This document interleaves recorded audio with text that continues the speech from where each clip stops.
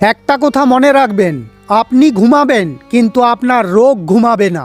আমার ক্যান্সার হওয়ার গল্পের ভিডিও দেখার পর অনেক ক্যান্সার রোগী এবং তাদের পরিবারের মানুষ আমার সাথে যোগাযোগ করছেন।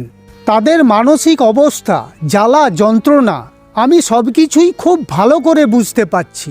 তার কারণ আমিও একদিন ঠিক একই রকম ভয়ানক পরিস্থিতির মধ্যে দিয়ে গিয়েছি। তাই কয়েকটা খুব গুরুত্বপূর্ণ কথা আপনাদেরকে খুব পরিষ্কার করে বলতে চাই।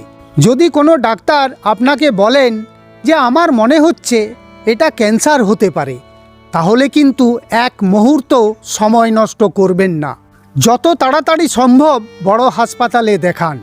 যদি টাকা পয়সার সমস্যা থাকে তাহলে বড় সরকারি হাসপাতালে দেখান, কারণ এই রোগের ক্ষেত্রে সময়টা খুবই গুরুত্বপূর্ণ। একটা কথা মনে রাখবেন, আপনি ঘুমাবেন কিন্তু আপনার রোগ ঘুমাবে না। এই রোগ খুব দ্রুত গতিতে আপনার সারা শরীরে ছড়িয়ে পড়বে।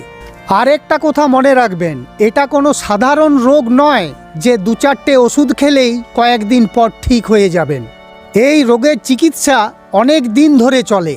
আর একটা বাস্তব কথা বলছি, এই রোগের চিকিৎসার খরচও অনেক বেশি।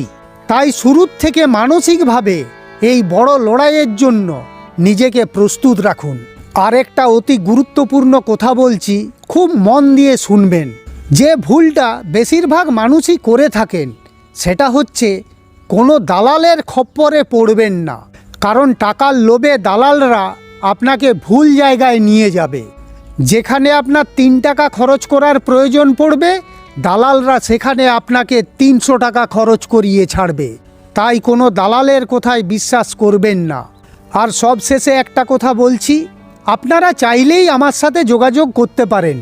যদি আপনাদের এই বড় বিপদের সময় আমি সামান্যও কাজে লাগতে পারি, তাহলে আমি নিজেকে খুবই ভাগ্যবান বলে মনে করব। আমি আপনাদের সকলের হয়ে ঈশ্বরের কাছে প্রার্থনা করছি, আপনারা তাড়াতাড়ি সুস্থ হয়ে উঠুন, ভালো হয়ে উঠুন। কারণ একমাত্র তিনিই পারেন চমৎকার করতে, তার পক্ষে সবই সম্ভব। তার উপরে বিশ্বাস রাখুন, ভরসা রাখুন আর সাহস করে লড়াই করুন।